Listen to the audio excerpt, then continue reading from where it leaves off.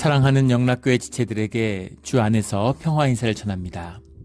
오늘은 2024년 1월 19일 금요일입니다. 오늘의 묵상 본문은 사도행전 24장 1절로 27절까지의 말씀입니다. 오늘 본문 말씀 24장 1절부터의 말씀은 이렇게 시작합니다. 닷새 후에 대제사장 아나니아가 어떤 장로들과 한 변호사 더둘로와 함께 내려와서 총독 앞에서 바울을 고발하니라. 심지어 바울을 암살하려고 했던, 그랬던 음모를 세웠던 그것이 뜻대로 되지 않고, 루시아 천부장이 바울을 이제 가이사라 총독 앞으로 보내니까 이제 그 바울을 잡기 위해서 가이사라로 아나니아가 대제사장이 직접 내려온 것이죠. 또 장로들과 그다음에 변호사와 함께 총독 앞에 와서 바울을 고발했다. 레토로스라는 법률 전문가를 데려왔다라는 겁니다. 이제 법정 다툼을 하겠다 이런 이야기죠. 그런데 형사상의 잘못이 아무것도 없는데 고발할 것이 없죠.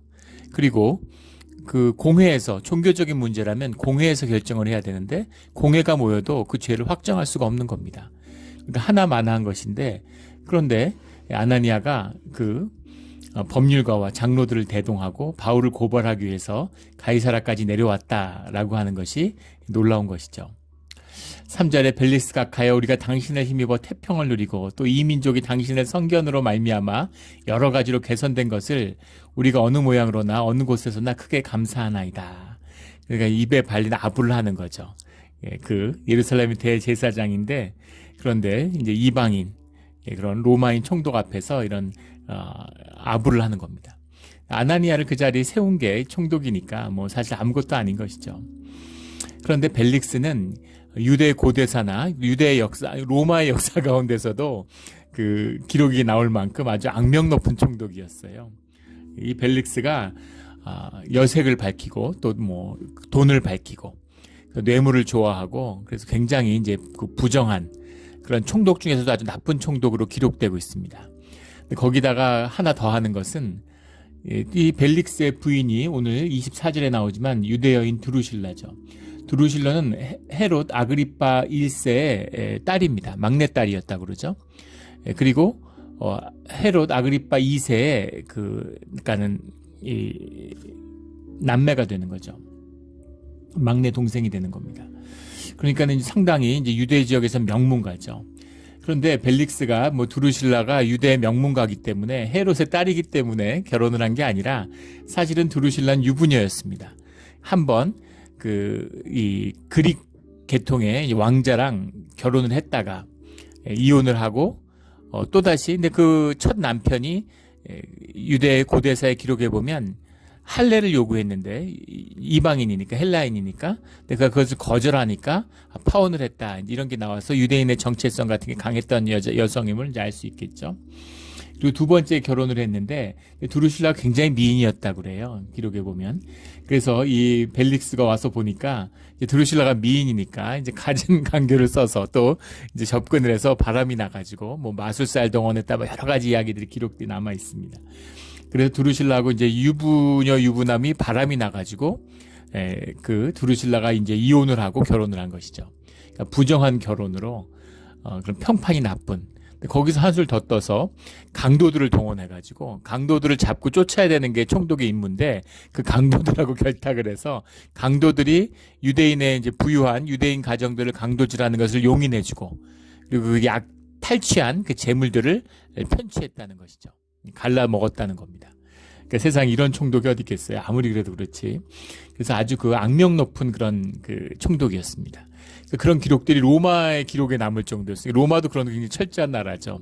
후대 벨릭스가 소환된 다음에 로마에 있을 때 유대인들이 그것을 고발한 거예요. 벨릭스가 이런 짓을 했다, 이런 짓을 했다. 그래서 거기에 대한 처벌을 받습니다. 그래서 그 내용들이 로마사에도 기록에 나오는 그런 아주 악독한 그런 총독이었다라는 겁니다. 그러니까 정말 희대의 악독한 제사장과 대제사장과 희대의 악독한 총독 똑같은 놈들인데 그 둘이 이제 법정에 같이 쓴 것이죠.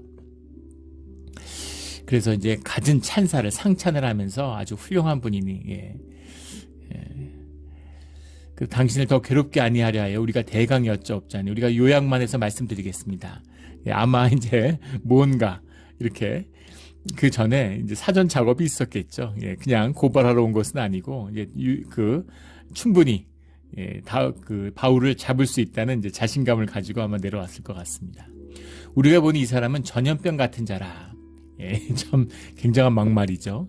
예, 뭐 요즘 얘기로 하면 뭐 바퀴벌레 같은 사람이다, 뭐 연탄가스 같은 사람이다, 뭐 이렇게 얘기하자. 그런 것처럼 전염병 같은 자라. 천하에 흩어진 유대인을 다 소유하게 하는 자요. 이게 핵심이죠. 유대인을 소유케 해서 로마에 대들게 하는 자다. 이렇게 고발을 하는 거죠. 나사렛 이단의 우두머리라. 이렇게 얘기합니다. 이단이라고 하는 말이 이제 아이레세오스라는 말을 썼는데, 하이레오라는 말이 원형이죠. 하이레오라는 말이 뭘 선호한다, 고른다, 영어로 하면 choose, proper 이런 겁니다. 고른다, 선택하다 이런 뜻이에요. 예, 우리 이제 한자어의 이단이라는 것은 이제 다를 이와 끝단이죠. 비슷해 보이는데 끝에서 다른 것입니다. 이단이다라고 하면 이제 기독교 테두리 안에 있는데 하느님을 믿는 것처럼, 예수님을 믿는 것처럼 하면서 끝에서 아닌 거죠. 그걸 이제 이단이라고 그러는 거죠. 이단이라는 이름을 기가 막히게 잘 지은 것 같습니다. 뭐 신천지나 통일교 이런 건 이단이 아니죠. 그건 이제 신흥 종교라고 봐야죠. 예. 나사렛 이단의 무리다. 이 나사렛 무리다라는 표현이 처음 나옵니다. 성경에서. 나사렛 사람들, 예수님의 나사렛 출신이고 초기 제자들이 전부 다 나사렛 출신들이니까 나사렛 사람들이고 말투만 들어도 나사렛 사람인 줄 알았다는 거죠. 나사렛 무리다. 그러니까 나사렛이 이제 어렵고 가난한 동네고 이방 땅처럼 그런 대우를 받았기 때문에, 그러니까 그걸 업신여기는 그런 모욕적인 표현이, 나사렛에서 무슨 선한 것이 나겠느냐라는 표현에서처럼 그런 예수님과 이런 기독교인들을 깔보는 그런 마음이 들어있는 것이죠. 나사렛 이단의 우두머리라. 근데 야고보도 있고 베드로도 있는데 바울을 우두머리다 이렇게 얘기하는 것이 바울을 왜 두려워하는지. 야고보는 예루살렘에 있잖아요. 그런데 이제 야고보가 유대계 율법과 타협적인 모습을 보이는 것이죠. 위협이 되지 않는 거예요. 근데 바울은 비타협적인 거죠. 그러니까 위협이 되는 겁니다. 이것이 세상과 교회의 본질이에요. 교회가 복음에 바로 서면 세상에 핍박이 있습니다. 요즘에 교회가 핍박당한다는 얘기 들어보셨어요? 물론 여러 가지 어떤 음해와 그런 걸 많이 당하죠. 그러나 아직 세상이 직접적인 핍박을 하진 않잖아요. 그 이유가 뭐겠습니까? 큰 위협이 안 되는 거죠. 복음이 회복되고 주님 앞에 회복되는 진정한 교회가 되면 세상과 굉장한 갈등이 빚어질 수밖에 없어요. 그것이 본질이라는 걸 보여주고 있는 거죠. 그래서 이제 바울은 이거 도저히 용납할 수 없는, 잡아 죽이려고 하는 거죠. 8절에 당신이 친히 그를 신문하시면 우리가 고발한 이 모든 일을 아실 수 있나이다. 이렇게 해서 재판정에서 끝을 내려고 하는 겁니다.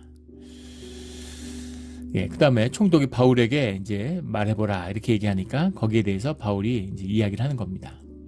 11절 당신이 아실 수 있는 바와 같이 내가 예루살렘에 예배하러 올라간 지 연 이틀밖에 안 되었고 내가 성전에서 누구와 변론하는 것이나 회당 또는 시중에서 무리를 소동하게 하는 것을 보지 못하였으니 평소에는 가면 늘 회당을 가던가 유대인들에게 그렇게 강론을 했는데 지금은 와서 제사 드린 거 봐. 왜냐하면 그 결례를 해야 되고 결례 기간 중에 또 1회 동안 구별지어 있었어야 되니까 그렇게 거룩하게 하는 시간을 가졌으니까 사람들하고 어울릴 시간도 없었다. 이런 이야기입니다.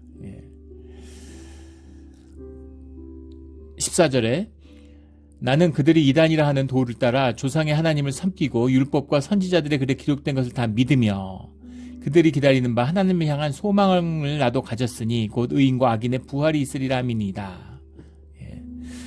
이것으로 말미암아 나도 하나님과 사람에 대해 항상 양심에 거리낌이 없기를 힘쓰나이다. 내 양심에 거리낌이 없다. 그리고 이단이라고 하는데 내가 하나님을 믿고 내가 의인과 악인의 부활이 있다는 것을 믿었다. 바리새인이 아니냐 이렇게 얘기를 하는 거죠. 드리는 중에 내가 결례를 행하였고 17절에 여러 해만에 내가 민족을 구제할 것과 재물을 가지고 와서 지금 극심한 가뭄이 들어 사람들이 굶어 죽고 있는데 로마는 구제를 하지 않죠. 로마 입장에서 뭐하러 팔레스타인을 구제하겠습니까? 세금만 걷어가는 거예요. 가뭄이 났다고 세금을 덜 걷어갔을까요? 세금을 걷어가서 군인들이 먹는데 그런 일은 없죠. 오늘 북한을 봐도 사람들이 굶어 죽어가도 군량미를 풀지 않는 거잖아요. 군인들이 먹는 건 둬야 되는 거죠. 군인들이 체제를 지키니까. 이제 그런 겁니다. 그런데 민족을 구제할 것과 재물을 내가 가지고 왔다 이 얘기를 하는 겁니다. 그래서 그들이 만일 나를 반대할 사건이 있으면 마땅히 당신 앞에 와서 고발하였을 것이다. 내가 만약에 무슨 형사상의 뭐 행정상의 문제가 있었다면은 진작에 고발했을 것이다. 이런 이야기죠. 내가 왜 로마의 보호를 받으면서 여기 왔겠느냐. 그들이 나보다 먼저 와서 고발하지 않았겠느냐. 그 얘기죠. 그렇지 않으면 이 사람들이 내가 공회 앞에 섰을 때 무슨 옳지 않은 것을 보였는가 말하라. 공회에서 결론을 못 냈잖아요. 뭐였는데. 그랬는데 무슨 결론을 냈길래 공회에서 여기 와서 나를 고발하느냐. 그 얘기죠. 오직 내가 그들 가운데 서서 외치기를 내가 죽은 자의 부활에 대하여 오늘 너희 앞에 신문 받는다고 한 이 한 소리만 있을 따름이니이다. 난 부활에 대해서 얘기했고 내 양심에 거리낌이 없다. 이 얘기입니다. 22절에 근데 놀랍게도 벨릭스가 이 도에 관한 것을 더 자세히 아는 거로 좀 간략하게 사실은 예수 그리스도의 부활과 이 십자가의 도에 대해서 이야기하지 않았는데 벨릭스가 이 도에 관한 것을 더 많이 알고 있다는 겁니다. 벨릭스는 어떻게 더 많이 알고 있었을까? 그의 유대인 부인인 드루실라가 아마 뭔가 기독교와의 공동체와 관련이 있었을 수 있고 가이사랴에는 앞에 나오는 빌립이 이끄는 그런 우리 기독교 공동체가 있잖아요. 교회가 있습니다. 그러니까 이제 그 교회의 영향력과 교회에 관한 것 이런 것들을 들어서 알았을 수도 있고 아니면 무슨 일인가 해서 자꾸 갈등이 있으니까 뭐 정보원을 통해서 조사를 해봤을 수도 있고 아니면 벨릭스 자신이 관심이 있었을 수도 있죠. 아무튼 이 도에 관한 것을 자세히 알았다라는 겁니다. 그 초기 기독교에 보면 로마의 문서에도 남아 있는데 그 기독교 공동체 가운데 이제 이 간첩이죠. 세작을 집어넣어 가지고 뭘 하는가 하는 것을 로마답죠. 그것을 황제한테 보고한 기록들이 남아 있어요. 그런데 모여서 도대체 뭘 하는 걸까? 혹시 로마에 대해 반대하는 무슨 작당을 하는 게 아닌가? 이런 것을 의심하는 거죠. 그런데 그 보고서에 보면 그 기독교의 그 위험이 드러나죠. 이들은 우리가 꿈꾸는 법의 정신을 삶으로 사는 사람들이다. 이런 기록이 로마 황제에게 보고된 것에 남아 있습니다. 정말 존경스러운 거죠. 정말 놀라운 것이죠. 야, 이런 사람들이 세상에 있구나. 이런 겁니다. 그래서 참된 복음의 사람들, 주님의 사람들은 이런 존경을 받아야 됩니다. 이런 경외함이 있어야 돼요. 야, 역시 다르구나. 이런 것이죠. 우리 한국 기독교에서는 교회가 크게 이제 성장하고 부흥하니까 일본 기독교를 약간 깔보는 게 있습니다. 일본에 뭐 영향력도 없다. 뭐 교회 뭐 기독교 인구가 전체 뭐 1%도 안 된다. 뭐 이런 식으로 얘기를 하는 거죠. 큰 교회도 없고. 그런데 그 일본에 있을 때 이제 들은 이야기예요. 일본의 교회에 있는 분이 그런 얘기를 하는 겁니다. 일본에서 그 은행에 가면 신용조합, 대부조합 이런 데 가면 크리스찬이다라는 것을 증명하는 그거를 이제 교회에서 떼다가 갖다 주면 그걸로 신용대출을 받을 수 있다고 이렇게 얘기하더라고요. 크리스찬이다 그럼 믿고 신용대출을 해주는 겁니다. 한국에서 그럴 수 있나요? 꿈도 못 꿀 일이죠. 한국에서 목사라고 그래도 신용대출 못 받죠. 판사라 그러고 교사라 그러면 받을 수 있습니다. 근데 목사라 그러면 절대 안 해주죠. 아마 자산이 있고 대출 받을 만 해도 직업이 목사면 안 해줄지도 몰라요. 그런 처지에 있는 겁니다. 물론 하도 이제 이단이 명멸하고 교단이 분열하고 막 목사 안수가 남발되고 이런 의미도 있지만 어쨌든 교회가 교회됨으로 세상에 존경받지 못하는 것이죠. 일본의 그 통계 중에서 굉장히 인상 깊었던 게 사회봉사단체들, 뭐 노인들, 장애인 문제들, 지금 그게 뭐 세계적인 문제죠. 고령화 사회가 되면서 노인들이 있는데 돌볼 사람이 없어요. 돌볼 사람이 없습니다. 저희 세대는 100만 명 이상이 태어났죠. 근데 지금은 20몇만 명밖에 태어나질 않아요. 그럼 저희 세대가 앞으로 이제 30년, 뭐 40년 있다가 노인이 돼서 요양병원 같은 데 입원하는 시대가 오면 그때는 누가 돌볼 수 있을까요? 누가 돌볼 수 있겠습니까? 미국은 뭐 이민으로 해결하지만 한국은 어떻게 되나요? 그런 지금 도전에 일본도 맞닥뜨리고 있는 거죠. 근데 일본의 그런 사회봉사기관에 자원봉사하는 사람의 70%가 크리스찬이다. 이렇게 얘기를 하더라고요. 그래서 그 종교조사를 해보면 자원봉사자들. 그래서 크리스찬이 많지는 않지만 크리스찬들에 대한 깊은 존경이 있습니다. 이렇게 돼야 되는 거예요. 숫자 많고 뭐 돈 끌어모으고 영향 힘이 있다고 아무것도 아닌 것이죠. 예. 세상과 구별되는 거룩함이 있어야 돼요. 이것이 교회의 기초입니다. 그런 가이사라의 초기 공동체에 그런 거룩함이 있는 교회가 있으니까, 그 영향력이 있으니까 거기에 대해서 들어 아는 것이 있었겠죠. 예. 그래서 더 자세히 알기 때문에 대충 안다는 것이죠. 이 기독교가 있고 또 유대인들과 왜 갈등하는지 이런 걸 알고 있다는 거죠. 고로 연기하여 이르되 천부장 루시아가 내려오거든 너희를 처결하라 하리라. 지금 이것을 내려보낸 천부장이 없으니까 핑계죠. 그래서 여기 판결을 연기하겠다 이렇게 얘기하는 겁니다. 아무 죄가 없으면 재판장인데 판결을 해야죠. 아무 드러난 게 없는데, 그런데 판결을 하지 않고 기소유예를 한 거죠. 예. 기소자가 없기 때문에 기소자가 내려올 때까지 기다려라 이렇게 하는 거예요. 너희들이 지금 대제사장이 내려왔는데 공회와 관련된 것이 아무것도 없다 이것이죠. 그럼 풀어줘야죠. 그런데 형사상의 문제가 있는지는 천부장 루시오가 안 왔으니까 모르겠으니까 그건 조금 시간을 갖고 기다려보라 그러는데, 전형적인 정치인의 모습이죠. 예. 정치인의 모습이에요. 예. 바울을 풀어줘야 되는데 죄가 없다는 걸 알지만, 그런데 바울을 살려두고, 그리고 그렇다고 이제 그 유대인들이나 그 지금 예루살렘의 그 기득권층하고는 척지고 싶지 않은 거죠. 그래서 양쪽을 조율하는, 그리고 죄를 진 것도 아니고 안 진 것도 아니고, 예, 그러면서 백부장에게 명하여 바울을 지키되 자유를 주고 그의 친구들이 그를 돌보아 주는 것을 금하지 말라. 예, 그러니까 이제 자유롭게 생활을 하라는 겁니다. 사람들도 만나고, 예, 이제 그런 생활을 하면서, 이걸 가이사라에도 이런 시간을 가졌고 로마에서도 이런 시간을 가졌죠. 이것이 이제 복음이 전파되고 우리 이 성경이 완성되는데 큰 역할을 하게 되는 거죠. 하나님의 기가 막힌 섭리 가운데 인도하심임을 보게 됩니다. 네. 그리고 이제 벨릭스가 어떤 사람인가 하는 것을 보여주는 거죠. 그 한국도 지금 문제가 되고 있죠. 예, 재판 연기라고 그래가지고 재판을 안 하는 겁니다. 참 이 한국의 큰일이죠. 예, 사법부가 이제 정치적으로 오염되고, 예, 사법부가 독립하고 법의 지배가 이루어져야지만이 그 사회의 기초잖아요. 그런 게 막 흔들려요. 누구한테도 변명할 수 없는 타락하고 비겁한 그런 판사들의 모습이죠. 예, 그래서 정치적으로 예민한, 정치적으로 얽힌 문제가 되면 판결을 안 하는 겁니다. 재판을 계속 지연시키고 재판을 안 하고, 이런 핑계 저런 핑계 대면서 재판을 안 하는 거죠. 예, 국회의원들이 법에 문제가 되고 기소가 됐는데 재판을 3년 4년 끌어서 결국은 그 임기를 다 채우게 만들어주는 거죠. 예, 그런 짓을 하는 겁니다. 그런 짓을 지금 벨릭스가 하는 거죠. 재판을 공인데, 예, 이렇든 저렇든 무죄면 무죄, 유죄면 유죄 판결을 해줘야 될 거 아니에요. 그런데 이렇게 정치적인 절충을 하면서 재판을 연기시키는 거죠. 그래서 예, 이렇게 되면 어떻게 되겠어요? 벨릭스한테 이제 빨리 판결을 해달라고, 바울을 죽여달라고 대제사장과 그 예루살렘의 장로들이 뇌물을 갖다 주겠죠. 그런 기대감이 있는 거죠. 그리고 바울에게는 두 가지 기대가 있었는데, 하나는 바울의 명성을 들었으니까 바울의 이야기를 한번 들어보고 싶은 겁니다. 이 사람이 어떤 얘기를 하는지 그런 관심이 있고, 또 와이프인 드루실라를 통해서도 바울의 얘기를 들었겠죠. 그러니까 바울에 대한 궁금증도 하나 있고, 26절에 동시에 또 바울에게서 돈을 받을까 바라는 거로 이렇게 돼 있어요. 예.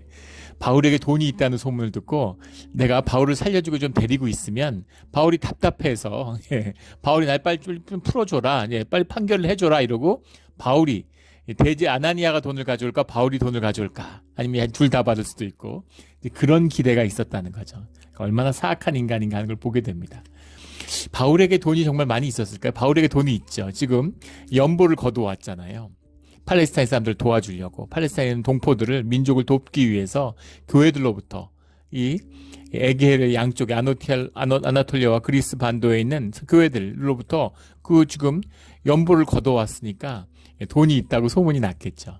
근데 그 교회들을 위해서 그렇게 큰 돈이었을까요? 벨릭스가 탐낼 만큼? 뭐 그렇지는 않았을 겁니다. 예, 그 교회들이 작은 교회들이에요. 예, 작은 교회들이고 불과 뭐 20-30명, 1-20명이 모여서 가정에서 예배를 드리는 그런 작은 교회들이었습니다. 그 교회들이 정성으로 연보를 모았겠지만 뭐 그렇게 큰 금액은 아니었을 것 같습니다. 물론 그렇다고 해서 삶의 진실이 나누어지고 삶이 연합하기 때문에 또 그렇게 작은 금액도 아니었겠죠. 상당한 금액이었을 겁니다. 근데 그것을 벨릭스가 탐낸다는 거죠. 예, 돈을 가지고 있으니 이것이 돈의 진실이죠. 예, 부자가 돈을 탐내지 않을 것 같지만 부자일수록 돈을 더 탐냅니다. 그 탐심이 있기 때문에 부를 갖게 된 거 아니겠어요? 예. 돈이 있는 사람은 돈을 가진 사람을 존경하죠. 권력이 있는 사람은 권력이 있는 사람을 존경합니다. 돈이 있는 사람이 돈을 탐내고 권력이 있는 사람이 권력을 탐내는 것이죠. 그러니까 벨릭스가 평생 돈을 쫓아 살았으니까 돈을 탐내는 거죠. 돈을 가져가려고 그러는 거예요. 그래서 바울을 붙들어두면 뭐가 좀 나오겠지, 이런 게 있었다는 거죠. 24절에 수일 후에 벨릭스가 그의 아내 유대여인 드루실라와 함께 와서 바울을 불러 그리스도 예수 믿는 도를 듣거늘, 그 도를 이제 궁금했던 것, 전해 들었던 것, 이것에 대해서 이제 바울의 명성이 있고 바울이 그 중에 이제 가장 영향력 있는 지도자라고 하니까 이제 바울이 궁금해서 와서 예수의 도를 듣고 싶은 거죠. 듣는 겁니다. 궁금하지 않겠어요? 부활이 진짜 있다고 그러니까. 예. 부활이 있다고 그러고 바리새인들이 부활을 믿는데 왜 부활한 예수를 영접하지 못할까요? 사실은 안 믿는 거죠. 하나님 믿는다 그러는데 교회에서 분쟁을 하고 갈등을 하고 싸워요. 하나님이 살아계시고 교회가 하나님의 지체인 것을 믿는 사람들이 그렇게 하겠습니까? 말로는 믿는다고 하지만 종교인들이죠. 교리상으로 이게 믿음이 타락하니까 내가 동의하고 내가 수긍하면 그게 믿음인 줄 알아요. 내가 이해 안 되고 내가 받아들이지 않으면 그만이고, 내가 이해하고 받아들이면 그걸 믿음이라고 생각하는 것이죠. 그건 믿음이 아닙니다. 내가 교리에 동의하면 믿음인 줄 알아요. 믿음이 아니죠. 그건 그냥 종교적인 거예요. 종교적 동의입니다. 종교인이 된 거예요. 주님이 예수 모르고 예수 안 믿는다고 벌하지 않습니다. 그런데 종교의 짓을 하면, 예수의 이름을 욕되게 하면, 속되게 하면 벌을 주신다. 생명이 끊어질까 염려된다. 이렇게 말씀하시죠. 생명이 끊어지는 것입니다. 그래서 종교를 피해야 되는 거죠. 근데 사람들이 종교를 제일 좋아하죠. 영을 가지고 있기 때문에 종교를 만들고 종교에 끌리는 겁니다. 인간의 모든 문명을 만든 게 종교의 힘이에요. 사람을 묶을 수 있기 때문이죠. 사람을 묶어서 사람의 힘을, 사람의 노동을 인간의 존재로부터 분리시킬 수 있는 그 기제가 종교에서 나옵니다.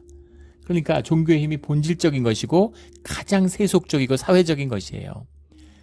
그래서 막 종교인이면 거룩해 보이고 뭐 대단해 보이지만 가장 속된 게 종교인이죠. 그래서 입으로는 맨날 부활을 떠벌리고 하나님을 떠벌렸는데 사실은 하나님을 믿지 않는 것이죠. 예수님이 오니까 돌을 던지는 겁니다. 이게 종교인의 진실이죠. 근데 바울이 의와 절제와 장차 오는 심판을 강론하니 벨릭스가 두려워해요. 대답하되 지금은 가라. 내가 틈이 있으면 너를 부르리라 하고 부르지 않죠. 심판에 대해서 얘기했다는 겁니다. 절제와 심판과 의에 대해서. 그러니까 얼마나 벨릭스가 마음이 괴로웠겠습니까? 드루실라도 그렇고. 자기가 심지어 종독인데 강도를 이용해서 축적을 할 정도인데 유부녀를 이렇게 꼬셔가지고 결혼을 했는데 가정을 깨고, 그러니까 얼마나 그런 것에 대한 심판을 얘기하니, 거룩함에 대해서 얘기하니까 호기심이 있고 궁금한 거죠. 알고 싶은 거죠. 신비가 있으니까. 모르니까. 그런데 그렇게 해서 알 수 있는 게 아니라는 것이죠. 이게 복음의 비밀입니다. 복음은 삶으로만 알 수 있어요. 주님은 우리 마음의 심령의 진실함, 자원하는 진실함, 그 예배 자리에 나갈 때만이 예수님을 만날 수 있습니다. 주님의 기쁨을 누리는 것, 이것이 예배 본질이죠. 그래서 예배자라고 하는, 주님이 이 땅에서 구하는 게 뭐가 있어요? 예배자밖에 없잖아요. 신령과 진실로 예배드리는 예배자를 구하시는 거죠.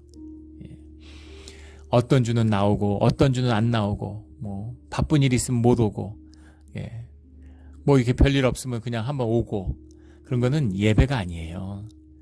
예배를 흉내내는 것이죠. 물론 예배를 흉내내고 예배 자리에 나오면서 어느 날 주님을 영접할 수 있죠. 그런데 교회를 20년, 30년 다녔는데도 예배를 흉내내고 있다. 이것은 종교인 것입니다. 그건 싹이 없는 거예요. 그건 예배가 아닙니다. 그것은 예배를 안 드리는 것보다 더 나빠요. 주님이 제일 싫어하는 거죠. 그래서 평생 교회를 다녔는데 크리스찬이 되지 못하는, 예배자가 되지 못하는, 이게 오늘날 교회의 진실인 것이죠. 그래서 주님이 교회를 흔드는 것입니다. 고난 가운데 교회를 인도하시는 거죠. 교회가 점점 힘들어져요. 힘들어지면 어떻게 되겠습니까? 예, 가짜는 다 떠나는 겁니다. 가짜는 다 떠나요. 그리고 진짜만 남는 겁니다. 이게 바벨론 유수의 비밀이고 광야의 비밀이죠. 그래서 주님의 씨앗의 역사를 남은 자를 통해 다시 이루시는 겁니다. 그래서 끝까지 남은 자들은 교회의 회복을, 성령의 회복을, 마지막 때의 주님의 영광을 보게 되는 것이죠.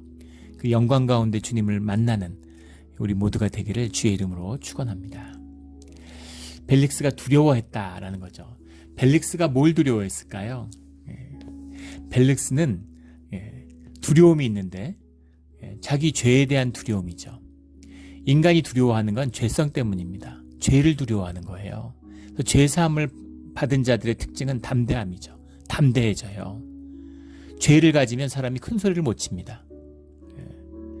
죄인이 있는데 내가 수배 중인데 경찰을 만나면 어떻게 되겠어요? 담대할 수 있을까요? 당당할 수 있을까요?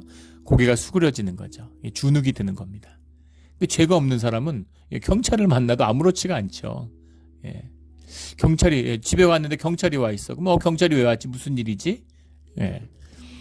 우리 얼마 전에도 새벽에 기도 끝나고 오는데 경찰들이 여러 명 왔어요. 그래서 내가 뭘 도와줄까?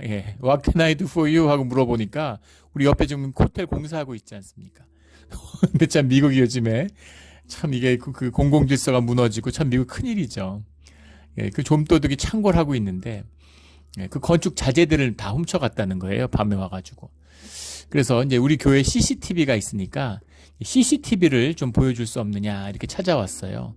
그래가지고 우리 교육관 또 본당에 있는 CCTV들을 다 시간을 가지고 다 찾았습니다. 근데 그 경찰들이 확실히 전문가라 가지고 처음 왔는데 자기네들이 잘 알아가지고 그걸 뭐 어떻게 찾아서 어떻게 보는지 그걸 다 틀어놓고 볼 수는 없잖아요. 그래서 중간중간 끊어서 어떻게 동영상을 체크하는지 옆에 되게 재밌게 봤습니다.